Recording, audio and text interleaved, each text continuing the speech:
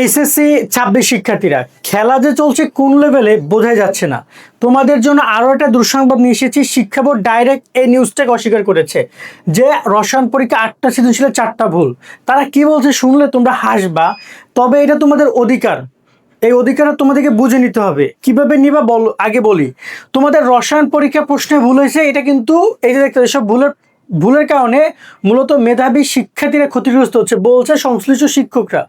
রসায়ন টিচাররা দাবি করছে যে প্রশ্ন ভুল আসছে। দেখতে পাচ্ছ এখানে খুব সুন্দর করে দেখে একাধিক শিক্ষকের সঙ্গে, মানে পয়েন্টটা বোঝা আগে। এখানে ডেলি ক্যাম্পাসে নিউজে বলা হচ্ছে যে পরীক্ষা প্রশ্নপত্র বিশ্লেষণে একাধিক শিক্ষকের সঙ্গে কথা বলে জানা যায় সৃজনশীল প্রশ্নের 1 নম্বর উদ্দীপক নিয়ে কথা বলেছে। এখানে তারা দেখতে পাচ্ছি আমরা 6 নম্বর উদ্দীপক নিয়ে কথা বলেছে, 5 নম্বর উদ্দীপক নিয়ে কথা হয়েছে, এখানে 8 নম্বর উদ্দীপক। এই দেখ লাইন বাই লাইন ক্লিয়ার করে দিলাম। 1, 5, 6 এবং 8 এই প্রশ্নগুলোতে ভুল হয়েছে শিক্ষকরা বলছে। কিন্তু সেখানে এখন আজকে আমরা দেখতে পাচ্ছি বোর্ড থেকে কি বলতে জানো? বোর্ড থেকে বলছে এসএসসি রসায়ন প্রশ্নে কোনো ভুল নেই বলছে বোর্ড। এবং এখানে আমরা দেখতে পাচ্ছি এসএসসি সমমান পরীক্ষা রসায়ন দ্বিতীয় পত্র সৃজনশীল পরীক্ষার কয়েকটি প্রশ্নের ভুলের অভিযোগ উঠলেও তা সঠিক নয় বলে জানিয়েছে ঢাকা মাধ্যমিক উচ্চ শিক্ষা বোর্ডের উত্তরপত্র মূল্যায়নের নির্দেশিকা প্রকাশ করা হয়েছে। এসব প্রশ্নসহ পুরো প্রশ্নপত্রের আলোকে নম্বর প্রদান কিভাবে হবে সে সংক্রান্ত নির্দেশিকা প্রদান পরীক্ষক ও পরীক্ষকরা অনুসরণ করবে। জানা গেছে এখানে যাই হোক না কেন, এখানে বলতেছে যে যদিও এমন দাবি সঠিক নয় বলে জানিয়েছে শিক্ষা বোর্ডের শীর্ষ কর্মকর্তারা, নাম প্রকাশ না করার শর্তে। কেন আপনার নাম প্রকাশ করতে সমস্যা কোথায়? প্রকাশ করেন, আমরা আপনাকে একটু দেখি যে কে আপনি। যে এই প্রশ্ন যেখানে শিক্ষকরা বলছে প্রশ্নে ভুল, সেখানে আপনারা বলছেন প্রশ্নে কোনো ভুল নাই এবং এই পয়েন্টটা ক্লিয়ার করেছেন।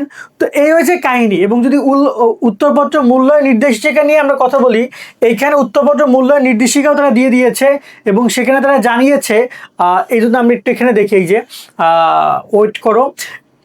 ওকে ওকে ওকে ওকে এই যে দেখতে পাচ্ছ এসএসসি পরীক্ষায় সেই 4 প্রশ্নের বিষয়ে উত্তরপত্র মূল্যায়ন নির্দেশিকা যা আছে, অর্থাৎ মূল্যায়ন নির্দেশিকা দিয়েছে কিভাবে মূল্যায়ন করবে টিচাররা। তো এই যে রসায়নের লাখ লাখ শিক্ষার্থী বলছে যে প্রশ্ন ভুল, শিক্ষকরা বলছে, এবং কি রসায়নের এমসিকিউ তো ভুল আছে। বোর্ড এগুলো স্বীকার করছে। যদি স্বীকার না করে তাহলে কিন্তু তোমরা নাম্বার পাবা না। পয়েন্ট একদম ক্লিয়ার।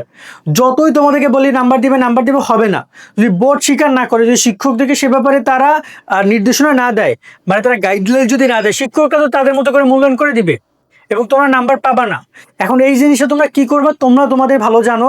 তবে আমার মনে হয় সামাজিক যোগাযোগ মাধ্যমে নিয়ে আওয়াজ তোলা দরকার, শিক্ষা বোর্ডকে জানানো দরকার এবং সেটা প্রমাণ সহ শিক্ষকদেরকে সহ দেখাইতে হবে।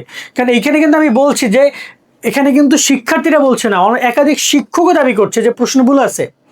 এখন এইভাবে ইতিমধ্যে আমরা দেখতে পাচ্ছি ফিজিক্সের প্রশ্ন ভুলে 20 মার্ক পাইছো।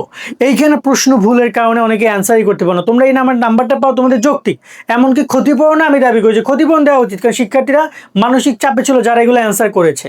তো এই হয়েছে ওভারঅল তোমাদের প্রশ্নের এইখানে ভুল নিয়ে কাহিনী।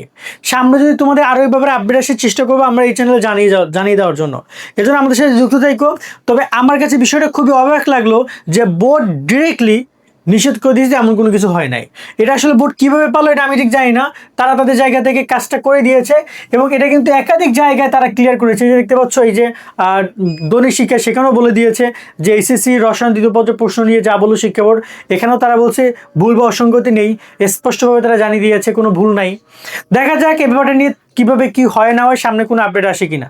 তবে দেখা যায় যদি সত্যি ভুল হয় অবশ্যই এখানে নাম্বার পাওয়ার যোগ্য, মানে অবশ্যই তোমাদের সবার নাম্বার পাওয়া উচিত। সবাই ভালো থাকো, আল্লাহ হাফেজ।